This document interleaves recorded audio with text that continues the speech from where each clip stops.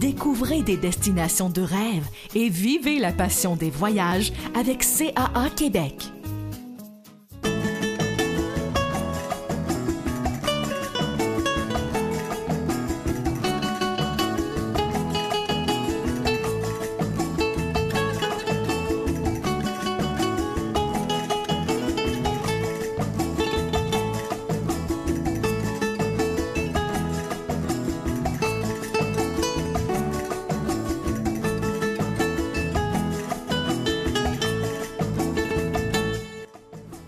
Salut tout le monde, bienvenue à tous les passionnés de voyage. Laissez-moi souhaiter la bienvenue à ma co-animatrice, Angelina Mikoniatis, directrice des produits voyage chez CAA Québec. Ça va bien, Angelina? Oui, merci. Et toi, Jean-François? Très bien, merci. Tu nous as vraiment préparé un itinéraire cette semaine, un circuit qui va nous permettre de visiter, entre autres, 5 pays de l'Europe de l'Est. Et on termine ça à Istanbul, à cheval entre l'Europe et l'Asie. Oui, en fait, c'est un combiné circuit terrestre avec une croisière fluviale sur les navires de AMA Waterways. Ça, on adore ça. C'est toujours notre chambre d'hôtel qui nous suit, finalement. Et comme tu as très bien dit, on va visiter 5 pays de l'Europe de l'Est au gré des méandres du Danube et on va terminer dans la fascinante ville d'Istanbul. C'est si bien dit que je ne rajouterai rien. On va prendre tout de suite une courte pause et tout de suite au retour, on commence avec notre croisière fluviale sur le Danube à Passion Voyage.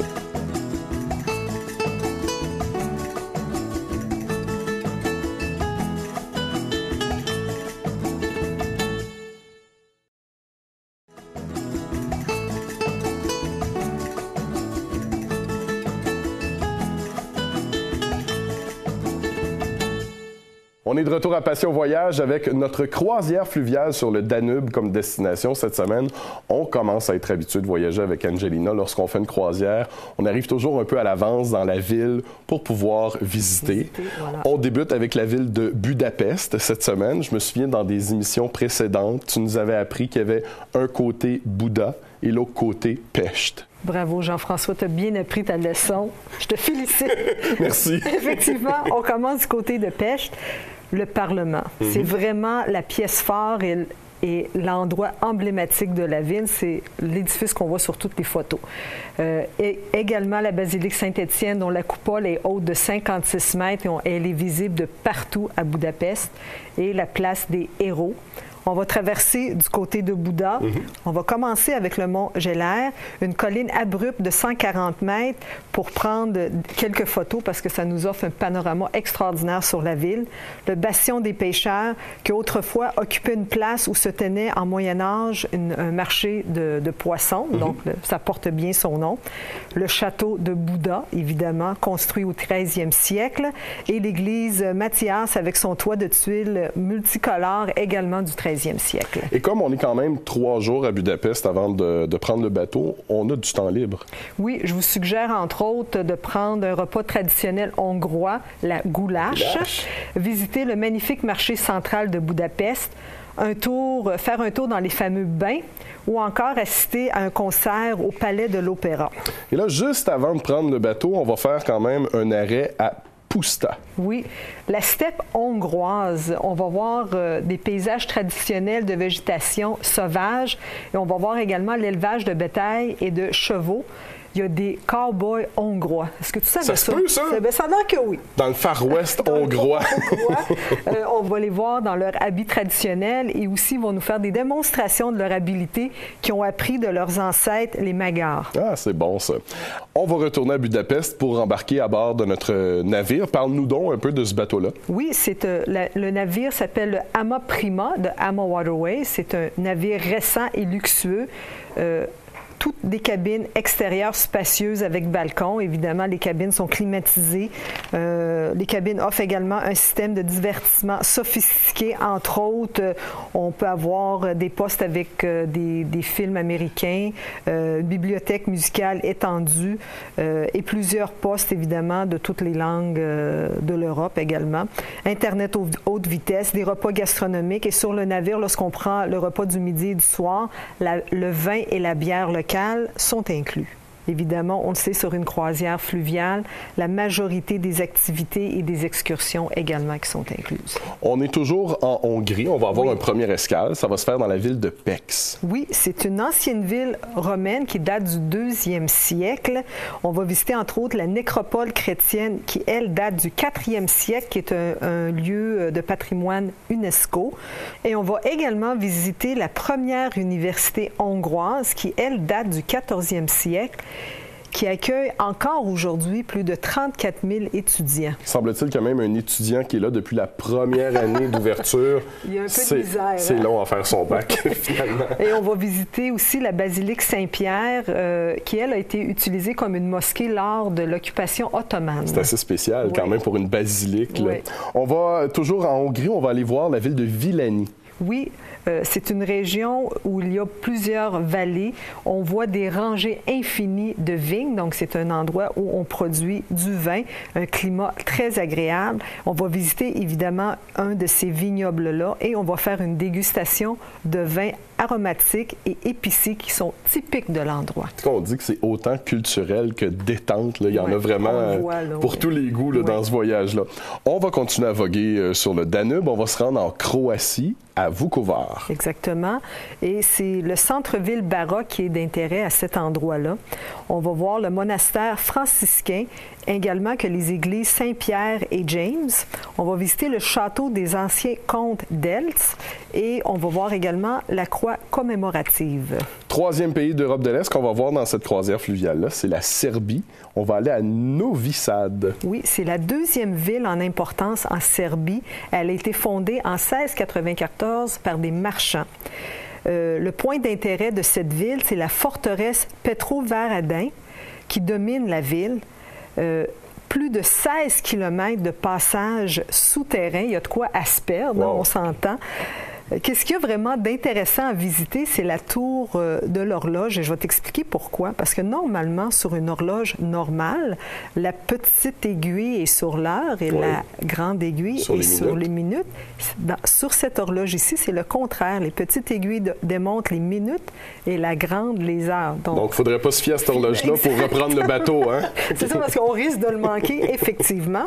Et on va voir également le quartier Starigrad où il y a plusieurs monuments, musées, cafés, restaurants et boutiques. Donc, on peut passer un bon moment à cet endroit-là également. Et tant qu'à être en Serbie, j'imagine qu'on va aller visiter la belle ville de Belgrade. Oui, capitale, évidemment, et la plus grande ville du pays avec 1,1 million d'habitants. C'est la plus ancienne cité de l'Europe avec plus de 7000 ans d'histoire. On retrouve une forteresse romaine et on voit encore bien les vestiges du mur qu'il y avait anciennement là. D'intérêt également l'église orthodoxe de Saint-Sava. On va s'arrêter au mausolée de Tito, l'ex-dictateur de la Yougoslavie.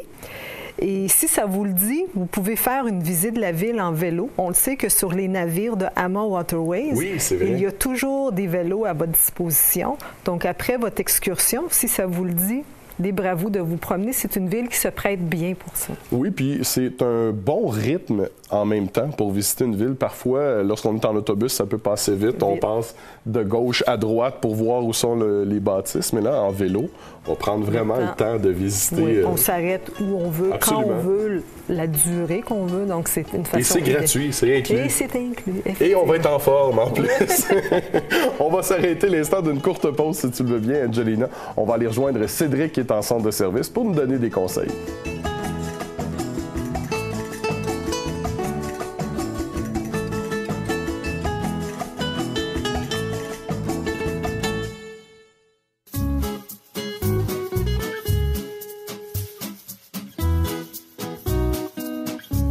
Votre croisière fluviale vous permettra de voir plusieurs pays et de nombreux attraits touristiques. À chaque port, un nouveau départ. Ces quelques conseils, espérons-le, vous aideront à bien profiter de vos excursions. Tout d'abord, sachez que les places pour les excursions facultatives sont limitées. Si certaines vous intéressent et que vous n'avez pas effectué votre réservation avant votre départ, faites-le dès votre arrivée sur le navire. Si vous êtes une personne âgée ou à mobilité réduite, assurez-vous que la compagnie qui organise la visite guidée puisse bien vous servir. Évidemment, au préalable de la réservation de votre croisière, vous devrez vous être assuré que tous les bords d'embarquement et de débarquement peuvent accommoder les fauteuils roulants. Vous n'êtes jamais obligé de participer à une excursion organisée. Vous pouvez partir seul pour explorer le port d'escale ou prendre un taxi pour visiter un lieu précis. C'est votre décision. Par contre, assurez-vous d'être de retour sur le navire à l'heure du départ, car celui-ci ne vous attendra pas. L'équipage sur le navire représente une excellente source de renseignements. La plupart des employés ont visité les ports d'escale des dizaines de fois. Posez vos questions au personnel de bord. Ils seront très heureux de vous faire part de leur découverte. Lors d'une excursion, apportez toujours vos documents d'identité avec vous. Au minimum, une photocopie de votre passeport. Ayez également en main le nom de votre navire ainsi que le numéro du quai où il est amarré. Toutes les cabines sont munies de coffrets de sûreté. Laissez donc vos objets de valeur à bord du navire. N'apportez qu'une carte de crédit avec vous et l'argent comptant dont vous aurez besoin. Si vous transportez un sac, mettez-y le strict minimum. Vous savez ce qu'on dit, un accident est si vite arrivé. C'est cliché, mais malheureusement vrai. Un faux pas en sortant de l'autocar ou une chute maladroite lors d'une excursion pédestre, ça peut arriver. Une bonne assurance voyage soins médicaux d'urgence vous évitera bien des tracas. Sur ces quelques conseils, bon voyage. Que désignent les portes de fer? A. L'entrée d'une ville. B. Le début d'une chaîne de montagnes. Ou C. Une gorge du Danube. La réponse au retour.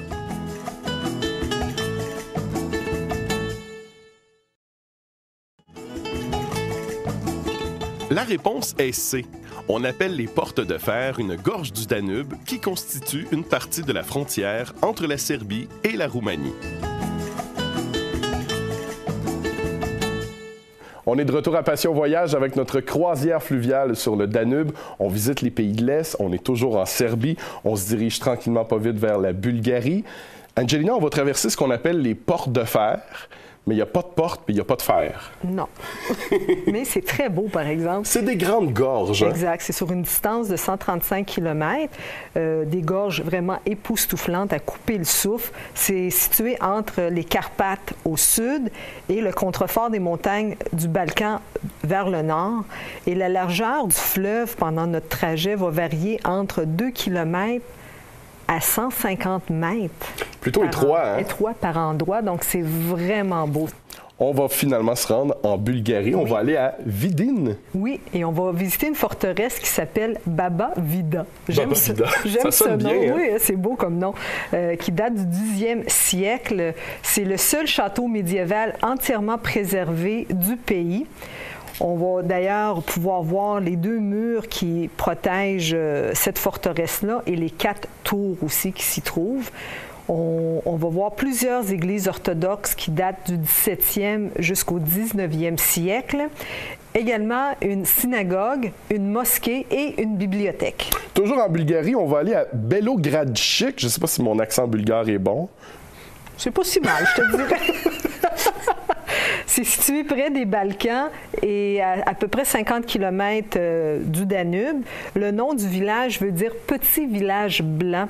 Et cet endroit-là est surtout reconnu pour ses formations rocheuses uniques et impressionnantes.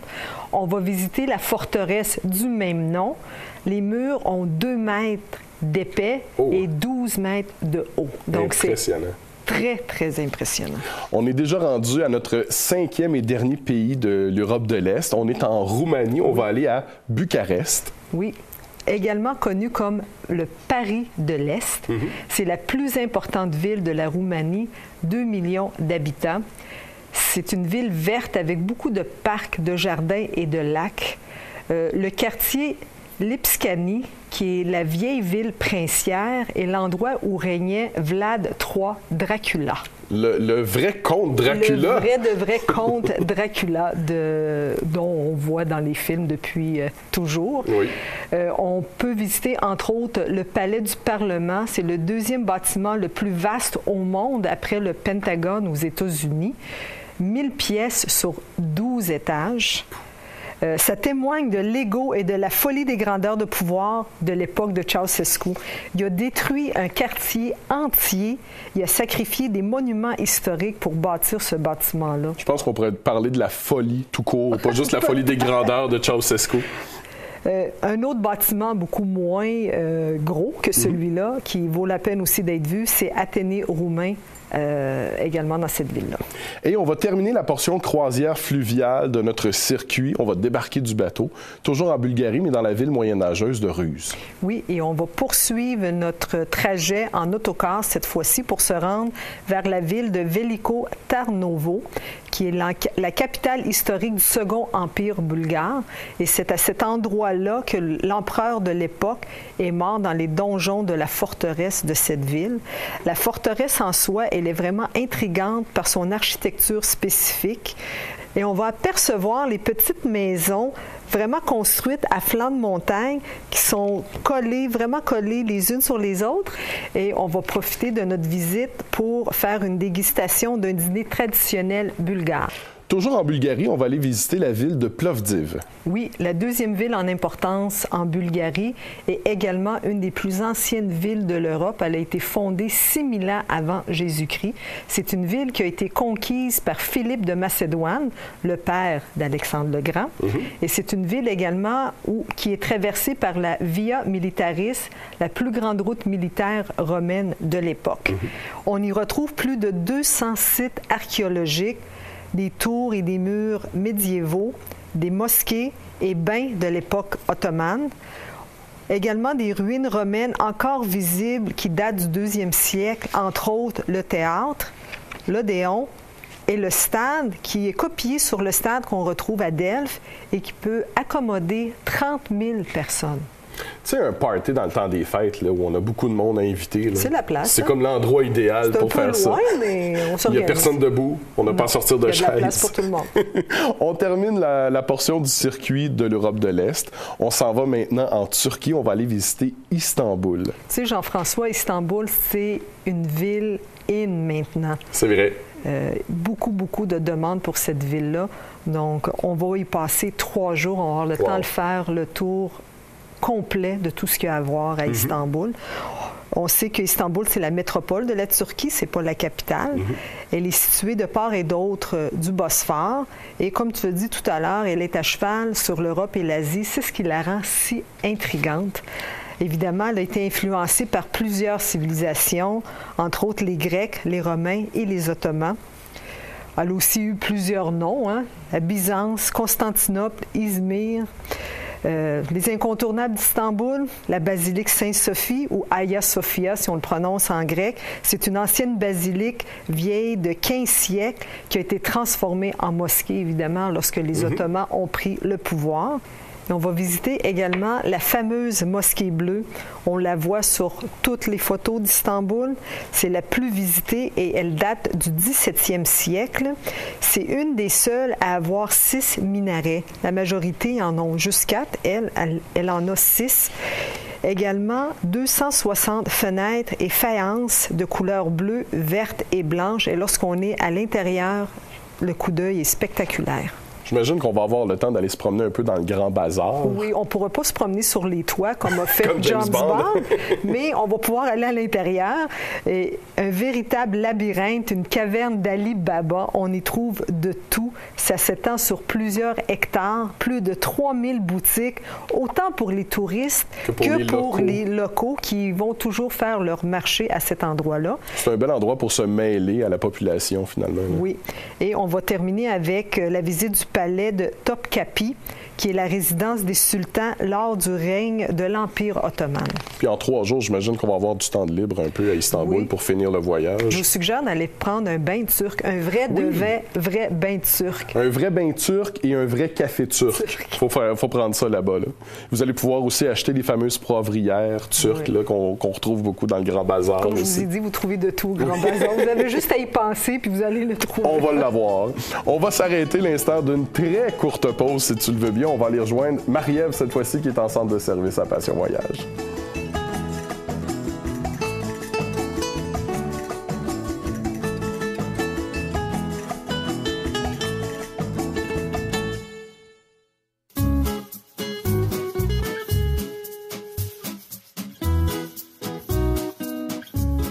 n'aiment pas en parler, mais les punaises de lit, ça existe.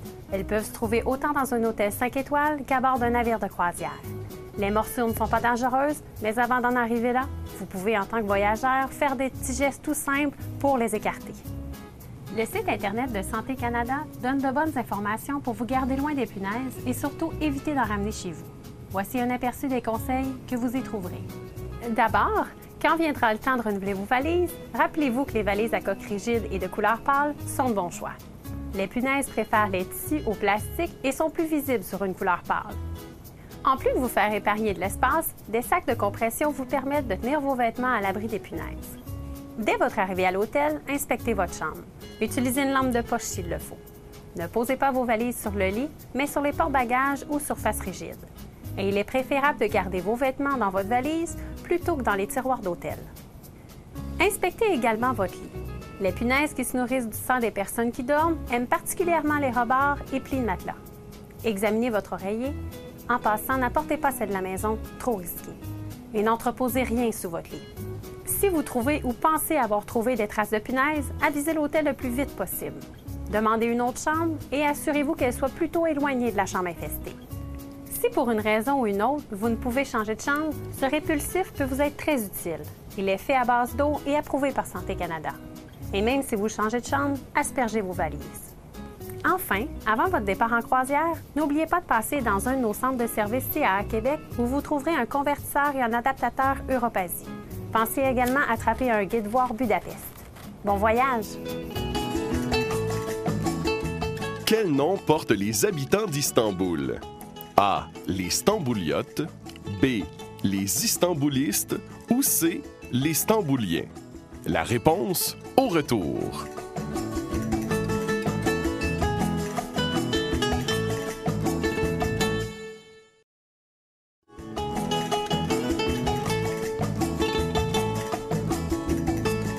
La réponse est A.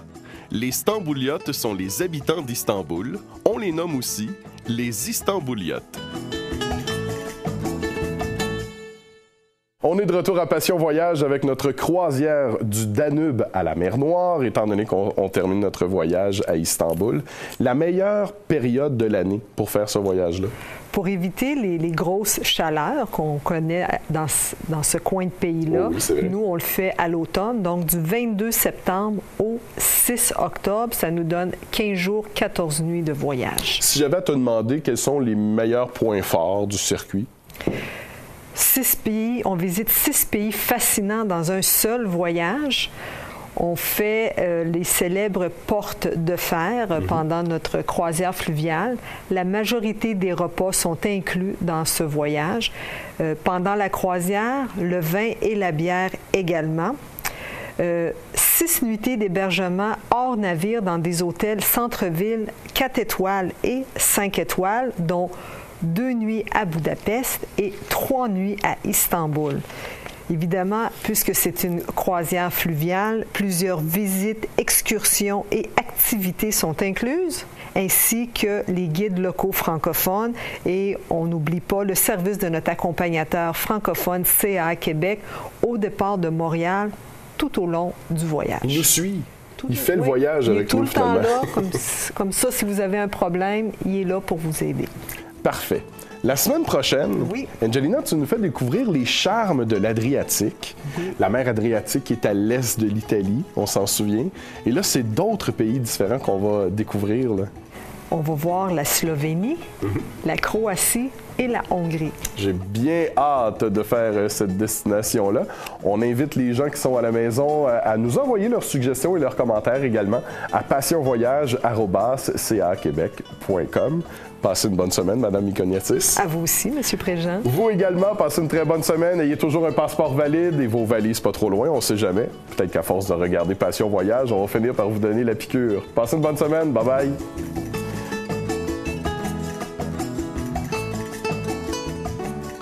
CAA Québec vous aide à dénicher votre destination de rêve. Pas besoin d'être membre pour en profiter. Voyager avec CAA Québec, ça vous avantage.